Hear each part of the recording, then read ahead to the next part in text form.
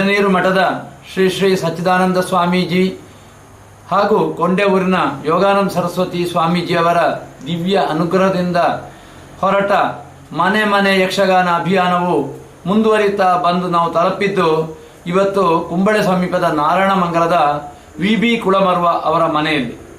ವಿ.ಬಿ. ಕುಳಮರ್ವ ಅವರು ಒಬ್ಬರು ಸಾಹಿತಿಯಾಗಿ, ಒಬ್ಬ ಕನ್ನಡ ಅಧ್ಯಾಪಕನಾಗಿ, ಸಮಾಜದ ಮಕ್ಕಳನ್ನು ತಿದ್ದುತ್ತಾ ಎಲ್ಲರನ್ನೂ ಕವಿಗಳಾಗಿ ಪರಿವರ್ತಿಸಿದವರು. ಕನ್ನಡಕ್ಕೆ ಅವರು ಕೊಟ್ಟ ಸಾಹಿತ್ಯ ಕೊಟ್ಟ ಕೊಡುಗೆ ಅಪಾರವಾದದ್ದು. ಸುಮಾರು 22 ಪುಸ್ತಕಗಳಿಂದ ಹೆಚ್ಚ ಪುಸ್ತಕವನ್ನು ರಚಿಸಿದ್ದೇ ಅದು ನಮಗೆ ಅವರ ವಿದ್ವತ್ತನ್ನು ನಾವು ಕಾಣಬಹುದು. ಸುಮಾರು 12 ಪುಸ್ತಕಗಳು ಈಗಾಗಲೇ ಮುದ್ರಣಕ್ಕೆ ತಯಾರಾಗಿದೆ. ಅವರೇ ರಚಿಸಿದ ಕನ್ನಡ ಹವ್ಯಕ ನಿಘಂಟು ಈಗಾಗಲೇ ಅದು ಬಿಡುಗಡೆಗೆ ಕಾಯ್ತಾ ಇದೆ. ಸುಮಾರು 500ಕ್ಕಿಂತ ಹೆಚ್ಚು ಪೇಜುಗಳುಳ್ಳಂಥ ಒಂದು ಕೃತಿ ಅದು. ಹೀಗಾಗಿ ಅವರ ಬಗ್ಗೆ ಹೇಳ್ತಿರೋ, ಅವರ ಕರ್ನಾಟಕ ರಾಜ್ಯದಲ್ಲಿರುವಂಥ ಒಂದು ಸಂಸ್ಥೆ, ಆ ಸಂಸ್ಥೆಯ ಗಡಿನಾಡ ಘಟಕದ ಅಧ್ಯಕ್ಷರಾಗಿ, ಗಮಕ ಕಲಾ ಪರಿಷತ್ತಿನ ಕಾರ್ಯದರ್ಶಿಯಾಗಿ ದುಡಿತಾ ಇದ್ದಾರೆ. ಇವರು ರಚಿಸಿದ ನಾಟಕವಾಗಲಿ, ಕವನವಾಗಲಿ, ಲೇಖನಗಳಾಗಲಿ ಕೇರಳ, ಕರ್ನಾಟಕ, ಮಹಾರಾಷ್ಟ್ರದ ಪಠ್ಯಪುಸ್ತಕಗಳಲ್ಲಿ ಒಳಗೊಂಡಿವೆ ಎನ್ನುವುದೇ ಅವರ ವಿದ್ವತ್ತಿಗೆ ಇನ್ನೊಂದು ಸಾಕ್ಷಿ. ಇನ್ನೊಂದು ಇವರ ಬಗ್ಗೆ ಹೇಳುವುದಾದರೆ, ಇವರ ಮುದಿ ಮುತ್ತಜ್ಜ ವೆಂಕಪ್ಪ ಭಟ್ಟರು ಕುಳಮರು ಅವರು ತಾಳೆ ಓಲೆಯಲ್ಲಿ ಕಂಠದಿಂದ ತೊರವೆ ರಾಮಾಯಣವನ್ನು ಮತ್ತು ಶಿವಪುರಾಣವನ್ನೆಲ್ಲ ಬರೆದಿದ್ದಾರೆ ಎನ್ನುವುದೇ ಅವರ ಆ ಹಿಂದಿನ ಮನೆತನಕ್ಕೆ ಕೊಟ್ಟ ಗೌರವವನ್ನು ನಾವು ಇಲ್ಲಿ ಗಮನಿಸಬಹುದು. ಮನೆಯಲ್ಲಿ ಕನ್ನಡದ ಕಾರ್ಯಕ್ರಮಗಳನ್ನು, ಸಾಹಿತ್ಯಕ್ಕೆ ಸಂಬಂಧಪಟ್ಟ ಕಾರ್ಯಕ್ರಮಗಳನ್ನು ಆಗಾಗ ಕವಿಗೋಷ್ಠಿಗಳನ್ನಾಗಿ ಇವರು ಮಾಡ್ತಾ ಇರೋದೇ ಅವರ ಸಾಹಿತ್ಯದ ಒಲುಮೆಗೆ ಇನ್ನೊಂದು ಕಾರಣ. ಅವರು ಪ್ರಮುಖವಾಗಿ ಅವರ ಒಂದು ಗ್ರಂಥಾಲಯವಾಗಿ ಮಾಡಿ ಸುಮಾರು 15,000ಕ್ಕಿಂತ ಹೆಚ್ಚು ಪುಸ್ತಕಗಳನ್ನು ಊರಿನ ಜನರ ಓದುವಿಕೆಯನ್ನು ಹೆಚ್ಚಿಸಲು ಸಹಾಯವಾಗುವಂಥ ಒಂದು ಗ್ರಂಥಾಲಯ. ಇನ್ನಿವರ ಕುಟುಂಬದ ಬಗ್ಗೆ ಹೇಳ್ತಿದ್ರೆ, ಲಲಿತಾ ಲಕ್ಷ್ಮಿ ಅವರು ಜಿಲ್ಲಾ ವಿದ್ಯಾಧಿಕಾರಿಯಾಗಿ ನಿವೃತ್ತರಾದಂಥ ಅವರ ವ್ಯಕ್ತಿ. ಇವರು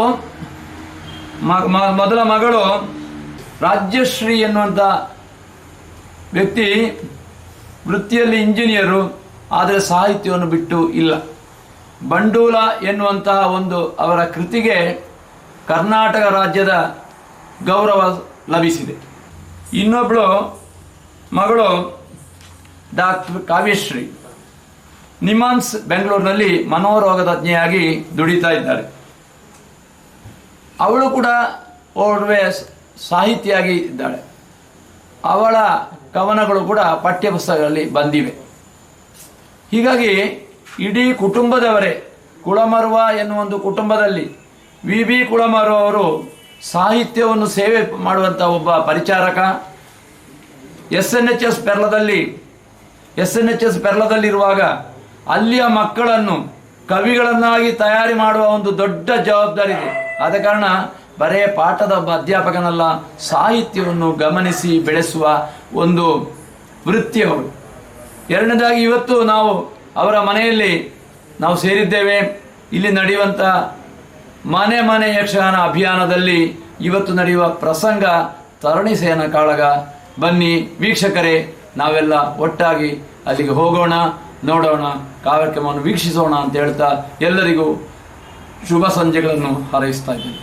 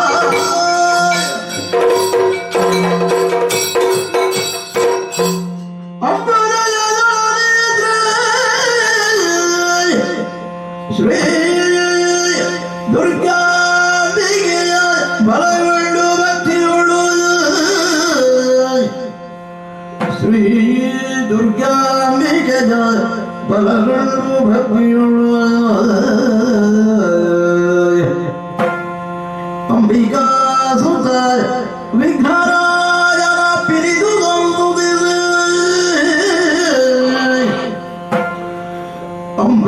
ಅಂಬುನಿಧಿಯಾತ್ಮರಿಗೆ ಕೈ ಮುಗಿದು ಅಂಬುಜಾಸನವಾಣಿಯರ ಪಾದಾಂಬುಜಗೆ ಪೊಡಮಳದವಳಿ ತೆಲಿಗದಾಮೃತವ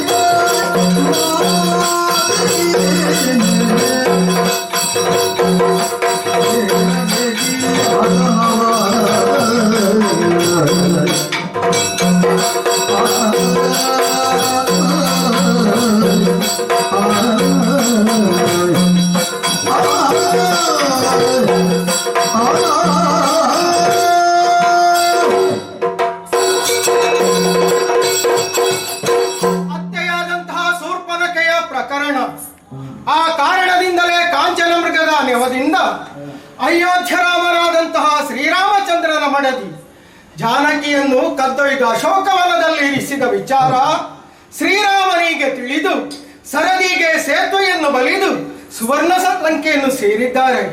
ನಡೆದ ಕಾಳಗದಲ್ಲಿ ನಮ್ಮವರೆಲ್ಲ ಅಳಿದಾಗ ದೊಡ್ಡಪ್ಪನೇ ಕದನಕ್ಕೆ ಮುಂದಾದ ಕಾಲಕ್ಕೆ ಧೈರ್ಯವನ್ನು ಹೇಳಿ ಹೊರಟಿದ್ದೇನೆ. ನಾನು ರಣಕ್ಷೇತ್ರಕ್ಕೆ ತೆರಳುತ್ತೇನೆ ಎಂಬ ಹಾಗೆ ಈ ಕದನದ ವಿಚಾರವನ್ನು ನಮ್ಮ ಅಮ್ಮನಿಗೆ ತಿಳಿಸಬೇಕಾಗಿದೆ. ತೆರಳುತ್ತೇನೆ.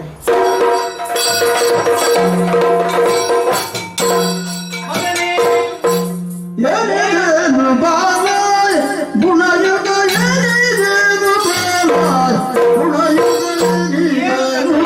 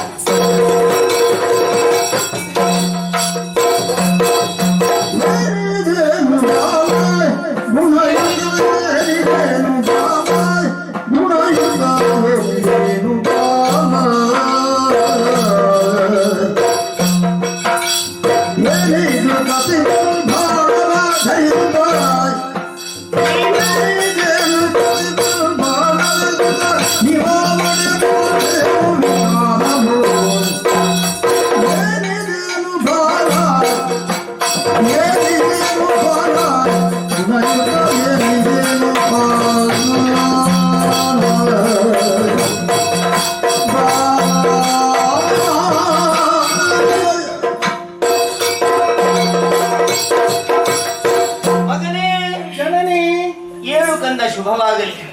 ನಿನ್ನನ್ನು ಕಂಡ್ರೆ ಈ ಹೊತ್ತಿನಲ್ಲಿ ಆಶ್ಚರ್ಯವಾಗ್ತಾ ಇದೆ. ಮನಸ್ಸಿನ ಭಾವಗಳನ್ನು ವ್ಯಕ್ತಪಡಿಸುವುದಕ್ಕೆ ಮುಖ ಅನ್ನೋದೊಂದು ಕನ್ನಡಿ ಇದ್ದ ಹಾಗೆ ಸಂತೋಷವನ್ನು ದುಃಖವನ್ನು ನಾವು ಮುಖವನ್ನು ಕಂಡಾಗ ಅರ್ಥವಿಸಿಕೊಳ್ತೇವೆ.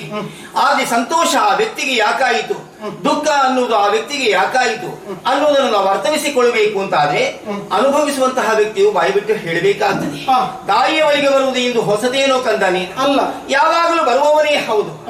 ಆದರೆ ಎಂದಿನ ಬರವಿನ ಹಾಗಿಲ್ಲ ನಿನ್ನ ಇಂದಿನ ಬರವು ಅನ್ನುವ ಕಾರಣಕ್ಕಾಗಿಯೇ ನನಗೆ ಆಶ್ಚರ್ಯ ಆಗುವುದಕ್ಕೆ ಸಾಧ್ಯವಾಯಿತು.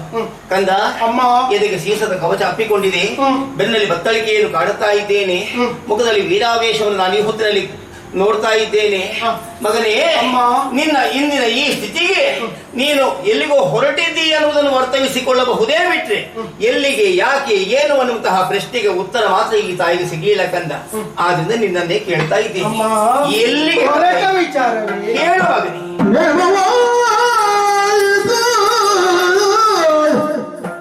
ರಾಮನಾಲಿ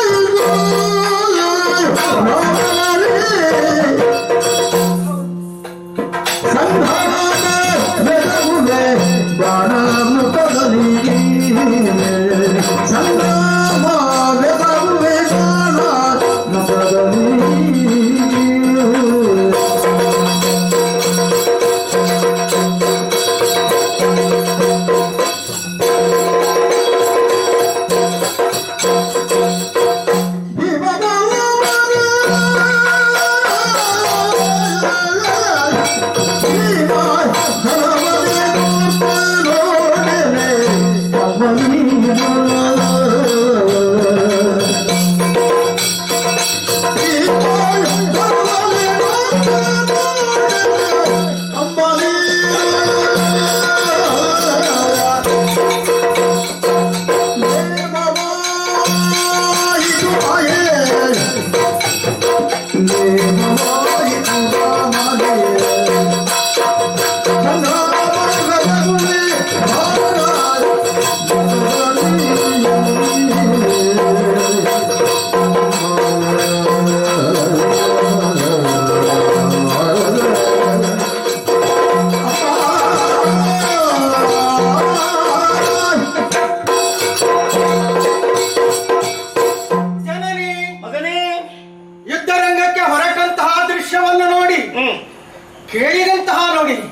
ಅಮ್ಮ, ಏನು?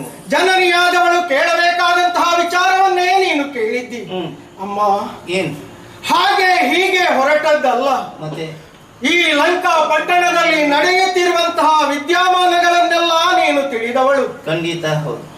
ಆ ಶ್ರೀರಾಮಚಂದ್ರನ ಮಡದಿಯನ್ನು ಅಶೋಕ ವನದಲ್ಲಿ ಇರಿಸಿದ ಬಳಿಕ ನಮ್ಮವರೆಲ್ಲರೂ ಅಳಿದು ಹೋದರು. ದೊಡ್ಡಪ್ಪನಿಲ್ಲ, ಅಣ್ಣಂದಿರಿಲ್ಲ. ಕೇವಲ ಒಂದು ಹೆಣ್ಣಿನ ಆಸೆಗಾಗಿ ಇಂದು ಸುವರ್ಣ ಲಂಕೆಯೇ ನಾಶವಾಗುವಂತಹ ಪರಿಸ್ಥಿತಿ ನಿರ್ಮಾಣವಾಗಿದೆ. ಎಲ್ಲರೂ ಅಳಿದಾಗ ದೊಡ್ಡಪ್ಪನೇ ರಣಕ್ಷೇತ್ರವನ್ನು ಹೊರಟಂತಹ ದೃಶ್ಯವನ್ನು ನೋಡಿದೆ. ದೊಡ್ಡಪ್ಪನಿಗೆ ಧೈರ್ಯವನ್ನು ಹೇಳಿದೆ. ಶ್ರೀರಾಮನ ಕೂಡ ಯುದ್ಧ ಮಾಡುವುದಕ್ಕೆ ಆಯುಧಧಾರಿಯಾಗಿ ಹೊರಟಿದ್ದೇನೆ. ಮಗನೇ, ಅಮ್ಮ, ಶ್ರೀರಾಮನ ಜೊತೆಗೆ ಯುದ್ಧವೇ? ಏನು ಕಂದ ಇದು? ಮಗನೇ ರಾಮನ ಕೂಡೆ ರಣವೇ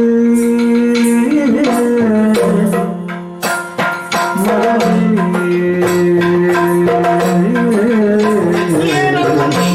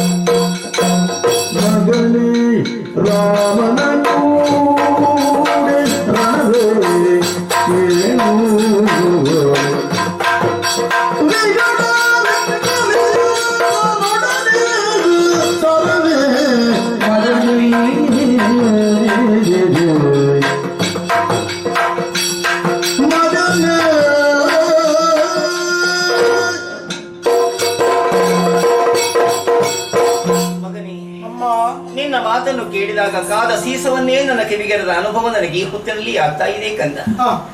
ನನ್ನ ಮಗನ ಸಾಮರ್ಥ್ಯದ ಕುರಿತಾಗಿ ತಿಳಿಯದೇ ಇದ್ದವಳು ನಾನೇನು ಅಲ್ಲ. ತಿಳಿದವಳೆ. ಆದರೂ ಈ ಹೊತ್ತಿನಲ್ಲಿ ನೀನು ಕೈಗೊಂಡಂತಹ ನಿರ್ಧಾರವೋ ಅದು ಸರಿಯಾದುದೇ ಎಂದು ಯೋಚನೆ ಮಾಡಿಕೊಂಡ್ರೆ ಅದು ತಪ್ಪು ಎಂದೇ ಹೇಳಬೇಕಾದ. ಯಾಕಮ್ಮ? ಅದಲ್ಲದೆ ಇದ್ದರೆ ಇರುಳು ಕಂಡಂತಹ ಬಾವಿಗೆ ಹಗಲು ಹೋಗಿ ಯಾರಾದ್ರೂ ಬೀಳ್ತಾರೇನೋ ಕಂದ. ತಲೆ ಗಟ್ಟಿ ಉಂಟು ಅಂತ ಬಂಡೆಯ ಕಲ್ಲಿಗೆ ಬಡಿದು ಬಂಡೆಯನ್ನು ಪುಡಿ ಮಾಡ್ತೇನೆ ಅಂತ ಹೋಗಿ ಬಡಿದರೆ ಬಂಡೆ ಪುಡಿ ಆಗ್ತದೋ ಮಂಡೆ ಪುಡಿ ಆಗ್ತದೆ ಅಷ್ಟೇ. ಈಗ ನೀನು ಕೈಗೊಂಡಂತಹ ಕಾರ್ಯವೂ ಹಾಗೆ ಆಯಿತು. ಶ್ರೀರಾಮಚಂದ್ರನ ಜೊತೆಯಲ್ಲಿ ಯುದ್ಧವನ್ನು ಮಾಡುತ್ತೇನೆ. ಹೌದಮ್ಮ. ಶ್ರೀರಾಮಚಂದ್ರನ ಕುರಿತಾಗಿ ತಿಳಿಯದೇ ಇದ್ದವರು ಯಾರಿದ್ದಾರೆ ಕಂದ? ಪ್ರತ್ಯೇಕವಾಗಿ ಅದನ್ನು ವಿವರಿಸಿ ಹೇಳಬೇಕು ಅಂತ ಇಲ್ಲ. ಯಾಕೆಂದ್ರೆ ತಂದೆಯ ಮಾತಿಗೋಸ್ಕರ ಈ ಹೊತ್ತಿನಲ್ಲಿ ವನವಾಸ ದೀಕ್ಷೆಯನ್ನು ಕೈಗೊಂಡು ಬಂದಂತಹ ಆ ರಾಮಚಂದ್ರ ಮಾಡಿದಂತಹ ಕಾರ್ಯಗಳು ಒಂದಲ್ಲ ಎರಡಲ್ಲ, ಎಲ್ಲವೂ ನಮ್ಮ ಅನುಭವಕ್ಕೆ ಬಂದದ್ದೇ ಹೌದಲ್ಲ. ಅಂದ ಮೇಲೆ ರಾಮನ ಬಾಣಕ್ಕೆ ಹುಸಿ ಇಲ್ಲ ಅನ್ನುವುದೇ ಅದರ ಅರ್ಥ. ಹಾಗಿರುವಾಗ ಅಂಥ ವಿಗಳ ವಿಕ್ರಮಿಯನ್ನು ಎದುರು ಹಾಕಿಕೊಂಡ್ರೆ, ಅಂತಹ ದೇವನನ್ನು ಎದುರು ಹಾಕಿಕೊಂಡ್ರೆ ಬದುಕುವುದಕ್ಕೆ ಸಾಧ್ಯವೇ? ನೀನೀಗ ಹೊರಟಿದ್ದಿಂತಾದ್ರೆ ಹೇಗಾಯಿತು ಬಲ್ಲೆಯ? ಸಾವನ್ನು ನೀನು ನಿನ್ನ ಕೈಯಾರೆ ಆಹ್ವಾನಿಸಿಕೊಂಡ ಹಾಗಾಯಿತು. ಎದುರು ನಿಂತು ಹೋರಾಟ ಮಾಡಿದ್ರೆ ನಾಳೆಯ ದಿವಸದಲ್ಲಿ ಏನಾಗ್ತದೆ ಎನ್ನುವುದನ್ನು ಸ್ಪಷ್ಟವಾಗಿ ಈ ಹೊತ್ತಿನಲ್ಲಿ ಅರ್ಥವಿಸಿಕೊಳ್ಳುವುದಕ್ಕೆ ಸಾಧ್ಯ. ಅಂದ ಮೇಲೆ ತಾಯಿಯಾಗಿ ಮಗನಾದಂತಹ ನಿನ್ನನ್ನು ನಾನು ಹೇಗೆ ಕಳುಹಿಸಿಕೊಡಬೇಕು ಹೇಳು? ಮಕ್ಕಳು ಹತ್ತಿರಲಿ ಹಲವಿರಲಿ, ಮಕ್ಕಳೆಲ್ಲರೂ ಸುಖವಾಗಿ ಬದುಕಿ ಬಾಳಲಿ ಎಂಬುದು ತಾಯಿ ಹೃದಯ ಆಶಿಸಿಕೊಳ್ಳುತ್ತದೆ. ನಿಜಮ್ಮ. ಯಾವ ತಾಯಿಯು ತನ್ನ ಮಕ್ಕಳನ್ನು ಸಾವಿನ ದವಡೆಗೆ ದೂಡಬೇಕು ಎಂದು ಯೋಚಿಸಿಕೊಳ್ಳುವುದಿಲ್ಲ. ಯಾವ ತಾಯಿಯು ಕೈತುತ್ತು ಕೊಟ್ಟು ಬೆಳೆಸಿದಂತಹ ಕೈಯಲ್ಲಿ ಮಗನನ್ನು ಸಾವಿನ ದವಡೆಗೆ ದೂಡುವುದಿಲ್ಲ. ತಿಳಿದು ಈ ಹೊತ್ತಿನಲ್ಲಿ ನಿನ್ನ ತಾಯಿ ನಿನ್ನನ್ನು ಹೀಗೆ ಕಳುಹಿಸಿಕೊಟ್ರೆ ನಾಳೆ ನಿನ್ನನ್ನು ಕಳೆದುಕೊಂಡಂತಹ ದುಃಖವನ್ನು ಜೀವನ ಪರ್ಯಂತ ಇರುವಲ್ಲಿಯವರೆಗೂ ಕೂಡ ಅನುಭವಿಸಬೇಕಾಗ್ತದೆ. ಅದಕ್ಕೆ ಹೇಳುವುದಲ್ವೇ ಪುತ್ರ ಶೋಕ ನಿರಂತರ ಅಂತ. ಅದನ್ನು ಅನುಭವಿಸಬೇಕು ಅಂತ ನೀನು ಹೇಳ್ತೀಯ ಕಂದ. ಆದ್ದರಿಂದ ಹೇಳಿಕೊಳ್ತಾ ಇದ್ದೇನೆ, ಬೇಡ ಮಗನೇ, ಈ ಹಠ, ಈ ಛಲ, ಹೋರಾಟ ಮಾಡ್ತೇನೆ ಎನ್ನುವಂತಹ ಉತ್ಸಾಹ ಇದನ್ನೆಲ್ಲ ಬದಿಗಿರಿಸಿ ಹೋಗುವುದನ್ನು ಕೈಬಿಟ್ಟು ನನ್ನ ಮಾತನ್ನು ಕೇಳುವುದು.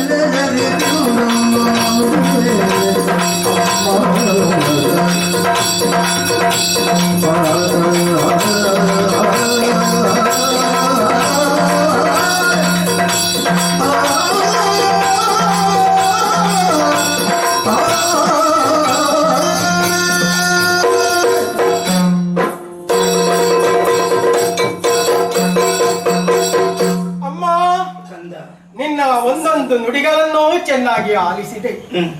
ನಿನ್ನ ಆ ಮಾತುಗಳು ನನ್ನ ಚಿತ್ತಕ್ಕೆ ವೇದ್ಯವಾಗುತ್ತಾ ಇದೆ ತಾಯಿ. ಅಮ್ಮ, ನೀನು ತಿಳಿಯದವಳಲ್ಲ. ಧರ್ಮ ಏನು, ಅದರ ಮರ್ಮ ಏನು ಎಂಬುದನ್ನು ಜೀರ್ಣಿಸಿಕೊಂಡವಳು. ವಿಶಾಲವಾದಂತಹ ಈ ಪ್ರಪಂಚ ಧರ್ಮದ ಆಧಾರದಲ್ಲಿ ನೆಲೆಯಾಗಿ ನಿಂತಿದೆ. ಆ ಧರ್ಮಕ್ಕೆ ಗ್ಲಾನಿಯಾದಾಗ ಲೋಕವೆಲ್ಲ ಅಲ್ಲೋಲ ಕಲ್ಲೋಲವಾಗುತ್ತದೆ. ತಾಯಿ, ಇದು ಕರ್ಮ ಬಂಧನವಮ್ಮ. ಈ ನೆಲದಲ್ಲಿ ಉಂಡ ಅನ್ನದ ಋಣವನ್ನು ತೀರಿಸಬೇಕಾದಂತಹ ಹೊಣೆಗಾರಿಕೆ ನನಗಿದೆ. ತಾಯೇ, ತರಣಿ ಸೇನನ ಜೀವನ ಮರ ಹುಟ್ಟಿ ಮರ ಸತ್ತಂತೆ ಆಗಬಾರದು. ನಾಳೆ ಲೋಕದಲ್ಲಿ ಚರಿತ್ರೆಯ ಪುಟದಲ್ಲಿ ವಿಭೀಷಣ ಹಾಗೂ ಸರಮೆಯರ ದಾಂಪತ್ಯದ ಪ್ರತೀಕವಾಗಿ ಹುಟ್ಟಿದಂತಹ ತರಣಿ ಸೇನ ರಾಮನೊಡನೆ ಕಾದಾಡಿದ, ಮೋಕ್ಷವನ್ನು ಪಡೆದ ಎಂಬುದು ನಾಳೆ ಲೋಕಕ್ಕೆ ತಿಳಿಯಬೇಕು. ಅಮ್ಮ, ಇನ್ನೂ ಒಂದು ವಿಚಾರವಿದೆ.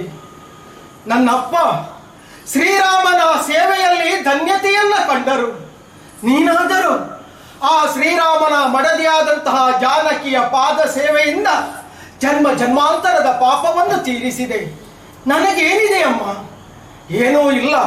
ಉಂಡ ಅನ್ನದ ಋಣವನ್ನು ತೀರಿಸುವುದಕ್ಕಾಗಿ ಮರ್ಯಾದ ಪುರುಷೋತ್ತಮನಾದ ಶ್ರೀರಾಮಚಂದ್ರನ ಚರಣಾರವಿಂದದಲ್ಲಿ ಪ್ರಾಣವನ್ನು ಸಮರ್ಪಿಸಿ ಅಮ್ಮ ಆ ವೈಕುಂಠದಲ್ಲಿ ಆ ಮಹಾವಿಷ್ಣುವಿನ ಪಾದದ ಧೂಳಿಯಾಗಿ ಕಳೆಯಬೇಕೆಂಬಂತಹ ಆಸೆ ನನಗೆ. ಕಳುಹಿಸಿಕೊಡು ತಾಯೇ, ಕಳುಹಿಸಿಕೊಡು. ಒಪ್ಪಿಕೊಂಡೆ ಮಗನೇ, ನಿನ್ನ ಮಾತುಗಳನ್ನು ಒಪ್ಪಿಕೊಂಡೆ ಕಂದ.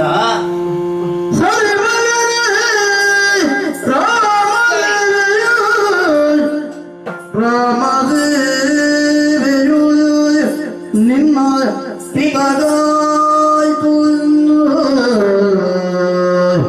ಹೌದು ಕಂದ. ರಾಮದೇವಿಯು ನಿನ್ನ ಪಿತಗಾಯಿತು.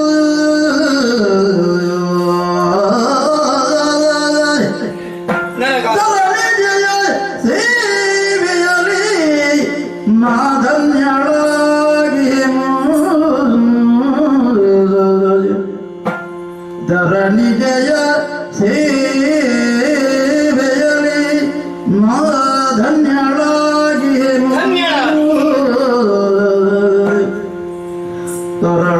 ತರಳನಾಗಿರಲಿ ಕೊಂಡಲಕ್ಕಾಗಿ ಕೈಗೊಂಡ ಕಾರ್ಯವೇ ಭೂಷಣ.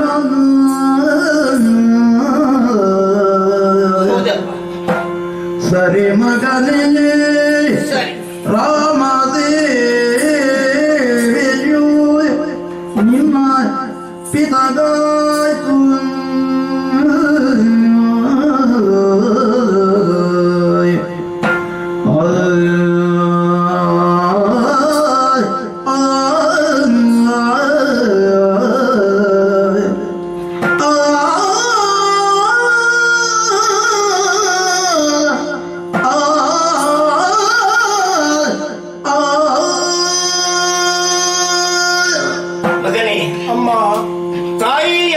ನೆಲೆಯಲ್ಲಿ ನಿಂತಾಗ ಮಕ್ಕಳ ಕಷ್ಟವನ್ನು, ಮಕ್ಕಳ ಅವನತಿಯನ್ನು ಕಾಣುವುದಕ್ಕೆ ತಾಯಿಯಾದವಳಿಗೆ ಕಷ್ಟ ಆಗ್ತದೆ.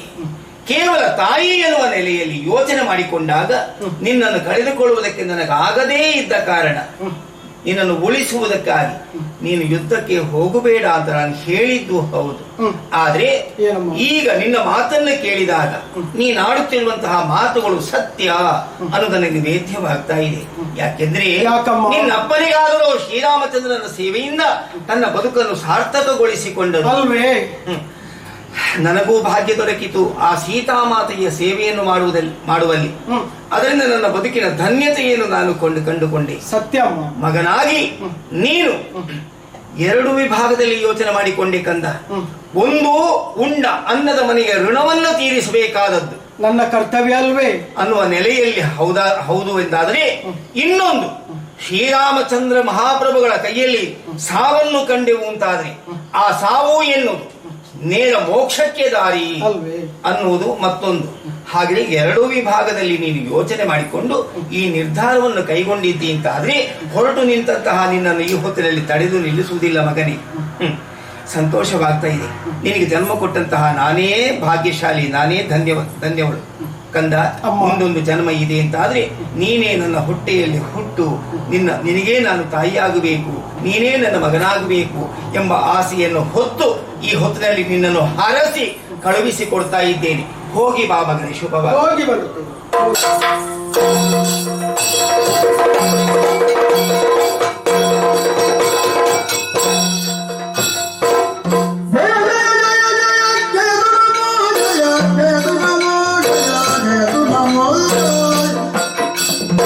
ಭೂಮಿಯ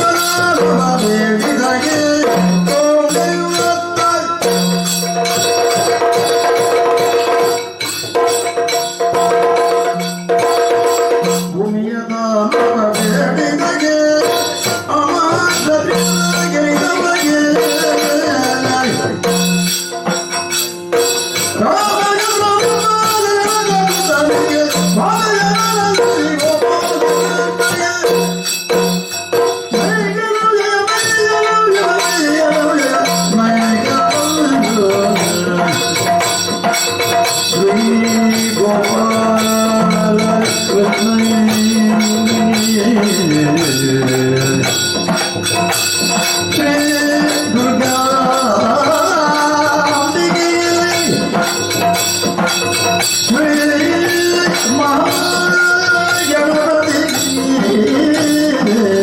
ಮಂಗಳಂ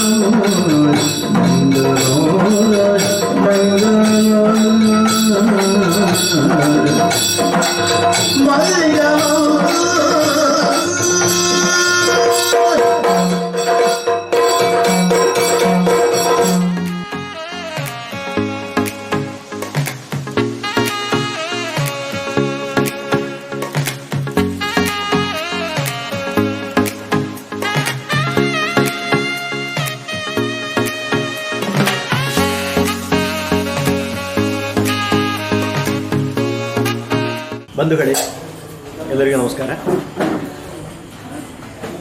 ಇವತ್ತು ಚಿಕ್ಕದಾದರೂ ಚೊಕ್ಕದಾದ ಕಾರ್ಯಕ್ರಮವನ್ನು ನಾವು ಹಮ್ಮಿಕೊಂಡಿದ್ದೇವೆ. ತರಣಿಸೇನ ಕಾಳಗ.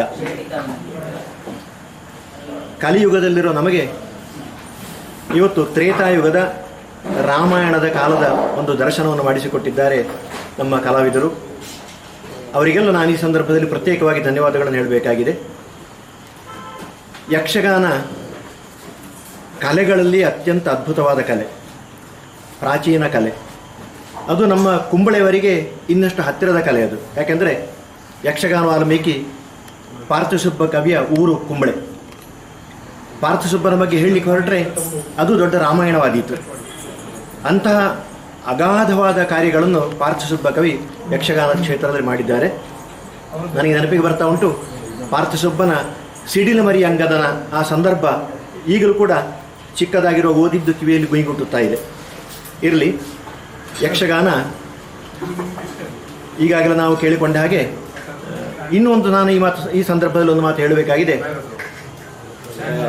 ಇವತ್ತು ನನಗೆ ಹಳೆ ಒಂದು ಸಂಗತಿ ನೆನಪಿಗೆ ಬರ್ತಾ ಉಂಟು. ಈಗ ನಾನು ಬಾಲ್ಯದಲ್ಲಿದ್ದಾಗ, ಪ್ರಾಥಮಿಕ ಶಾಲೆ ವಿದ್ಯಾರ್ಥಿಯಾಗಿದ್ದಾಗ, ನಮ್ಮ ನೆರೆಯ ಕುಂಟಿಕಾನ ಮಠದಲ್ಲಿ ಪ್ರತಿ ಶನಿವಾರ ಪೂರ್ತಿ ರಾತ್ರಿ ಯಕ್ಷಗಾನ ತಾಳಮದ್ದಳೆ ಕಾರ್ಯಕ್ರಮ ನಡೆಯುತ್ತಾ ಇತ್ತು. ಆ ತಾಳಮದ್ದಳೆ ಕಾರ್ಯಕ್ರಮದ ಭಾಗವತರಾಗಿ ಕೆಲಸ ಮಾಡ್ತಾ ಇದ್ದು ನನ್ನ ತಂದೆಯವರು. ನನ್ನ ತಂದೆಯವರ ಗುರುಗಳು ಜೋಯಿಸ ಭಾಗವತರು, ಪುತ್ತಿಗೆ ರಾಮಕೃಷ್ಣ ಜೋಯಿಸರು. ಇವತ್ತು ಅವರ ಮೊಮ್ಮಕ್ಕಳು ಬಂದಿದ್ದಾರೆ ಇಲ್ಲಿಗೆ. ಅದು ಒಂದು ಯೋಗ ನೋಡಿ. ಇದೆಲ್ಲ ಈ ಹಳೆ ಸಂಗತಿಗಳ ಪೂರ ನೆನಪಿಗೆ ಬಂದಾಯಿತು ನನಗೆ. ನಾನಾ ಸಂದರ್ಭದಲ್ಲಿ ಅಪ್ಪನೊಟ್ಟಿಗೆ ಹಾರ್ಮೋನಿಯಂ ನುಡಿಸುತ್ತಾ ಇದ್ದಾಗ ಅವರು ನುಡಿಸುವಾಗ ನನಗೆಲ್ಲ ನೆನಪಾಗ್ತಾ ಉಂಟು. ಬಹಳ ಸಂತೋಷವಾದ ವಿಚಾರ ಇದು.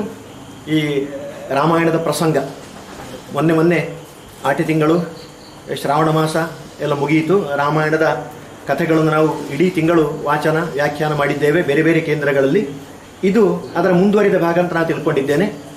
ರಾಮನ ದಯೆ, ರಾಮ ಸೇವೆ. ಆಗಲೇ ಅವರು ಹೇಳಿದ್ದಾರೆ ಕಲಾವಿದರು, ರಾಮ ಸೇವೆ ಅಂತ ಕೊನೆ ಒಂದು ಮಾತು ಹೇಳಿದ್ದಾರೆ. ಎಲ್ಲವೂ ಕೂಡ ನಾವು ಮಾಡುವಂಥದ್ದು ಎಲ್ಲವೂ ಕೂಡ ರಾಮ ಸೇವೆ. ಅದರೊಟ್ಟಿಗೆ ಮತ್ತೊಂದು ಸಂದೇಶವನ್ನು ಕೊಟ್ಟಿದ್ದಾರೆ ಅವರು, ಅನ್ನದ ಋಣವನ್ನು ತೀರಿಸಬೇಕು ಅಂತ. ನೋಡಿ, ಒಳ್ಳೆ ಮಾತು.